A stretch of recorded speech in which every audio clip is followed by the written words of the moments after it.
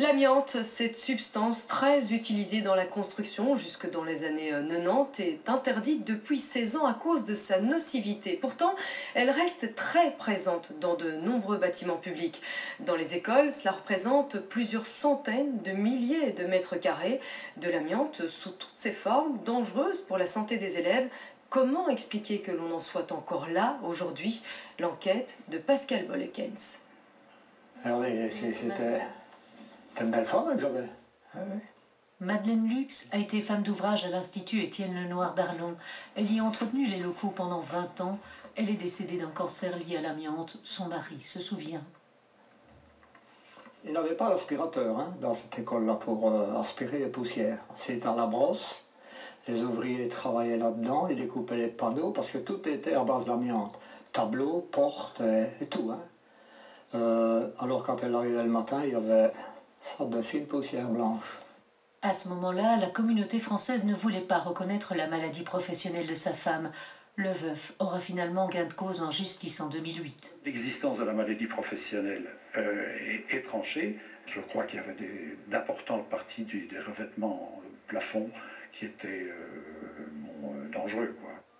Dangereux, c'est ce que nous avons voulu savoir. C'est clair, ici les bâtiments datent des années 70, des années où on mettait la dangereuse fibre anti-feu partout. Dans ces ateliers de mécanique et d'électricité, tous les plafonds sont recouverts de picales, des plaques très friables qui contiennent près de 70% d'amiante. Elles ont été repeintes. Donc le fait de traiter, de mettre les peintures, ça empêche les particules d'amiante de se libérer dans l'air. Donc ça nous était conseillé par le rapport inventaire réalisé par la firme Vinsot en 2003. Effectivement, dans l'inventaire de 2003, la peinture était bien recommandée, mais de manière urgente. Les travaux ont été faits en 2008, 5 ans plus tard. La prise de conscience a été lente. Les panneaux sont déjà en train de se dégrader. Plus loin, pas de peinture. Cette zone-là du plafond en picale n'a visiblement pas encore été traitée. Le problème, c'est qu'il y a des élèves juste en dessous. Pour les responsables de l'école, toujours pas de danger, les analyses de l'air seraient bonnes. La solution définitive, c'est bien sûr l'enlèvement. Mais ce sont des interventions, bien sûr, qui seront très très coûteuses. Ouais. Ici, il y a donc de l'amiante partout, mais l'info passe mal. Nulle part vous ne verrez un de ces autocollants. Cela ferait apparemment paniquer inutilement les parents.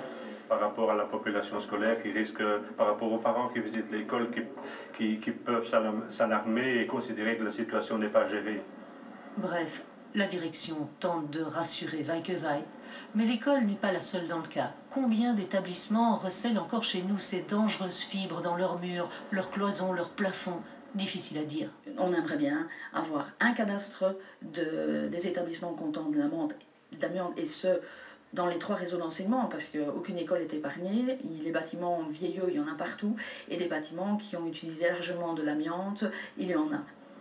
Au sud du pays, rien que ces préfabriqués de l'époque amiante représentent déjà près de 300 000 mètres carrés. Une solide ardoise s'il fallait tous les désamianter demain. C'est 1 500 € du mètre carré, TVA comprise. Fois 300 000, ça fait des montants énormes. Impayable pour vous? Comment? Impayable pour le moment. Tout à fait impayable. Personne ne pourra payer ça, c'est sûr. Près de 450 millions d'euros, c'est en effet plusieurs fois le budget annuel de la fédération. Dans ce dossier, le budget pourrait bien prendre le pas sur la santé.